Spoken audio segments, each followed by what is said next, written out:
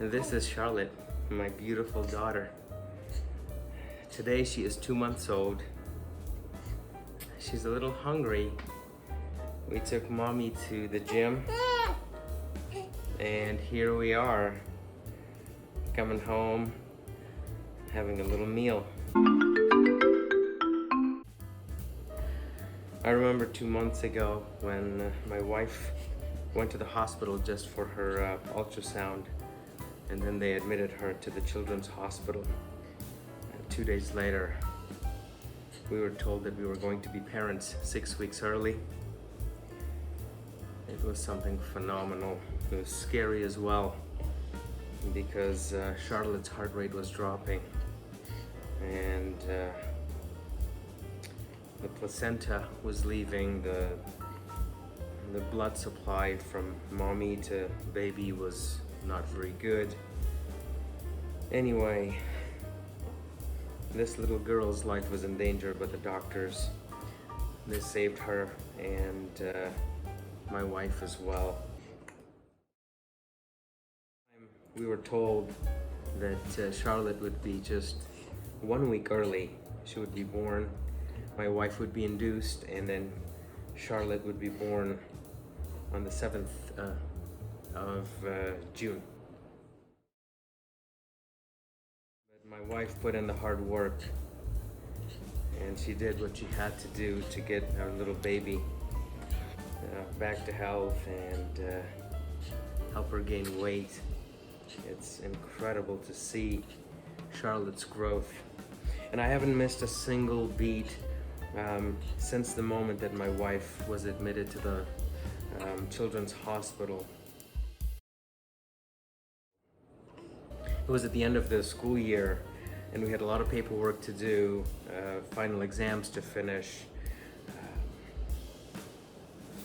I was taking a math class online. It was a methodology, a pedagogy type of a class where I had to write papers.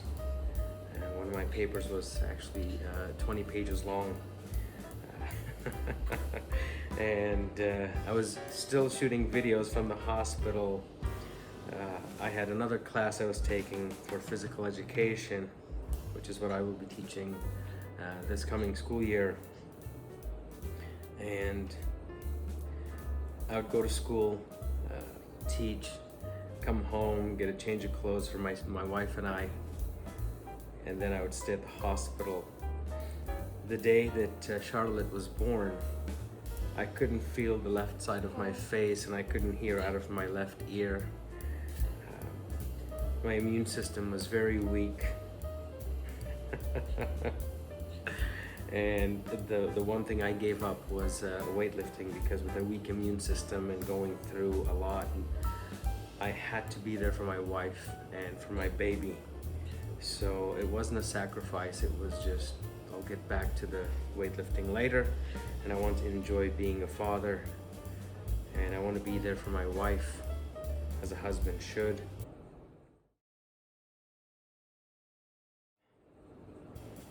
I didn't give up on my classes. It was funny because 3 weeks later, I was babysitting for the first time. I was babysitting Charlotte, and I was writing this 20-page paper. As I'm writing at home at the dining table, I'm looking that way because there's a dining table. The bassinet is over here by the door, and every few minutes, Charlotte would cry. And I would go tend to her needs, come back and write a few sentences, go back, because she would cry back and forth for a few hours. My paper was due at 11:59 p.m. And I finished it at 11:50 or 52 and I turned it in. But at the end of the course, I received an A, which is what I worked for, what I wanted. And I never gave up on myself, my wife, or my little beautiful daughter, which is something that I will carry with me forever. That this little girl is not a burden, she's not an excuse for me to give up on anything. Rather, keep going because she gives me strength. I am a proud dad, a proud husband, and a proud teacher. because I didn't give up on my kids at school, like all of my kids. They're my students. I remember the day that Charlotte was supposed to be released. The office manager, a day before, she said, "You are not coming to school." I said, "What about my kids?" She said, "You have a kid. Go attend to her needs." They almost pushed me out of the school and said, "What do you want us to do?" I said, "Well, just take care of my kids." "Okay, what should we do?" I said, "Well, don't split the class. Keep them in one place and make sure that they're together until the end of the school year, because last year they were online and I don't want them to miss that." Charlotte was going to be released, and the day that she was released, we had a car seat, and what the nurse said was, "This is too big for Charlotte. You need to go buy a new one." That car seat was given to us. So I drove all the way to Henderson, which is on the south side of Las Vegas, and I purchased that. I went all the way to the north side of Las Vegas to get 2 bassinets.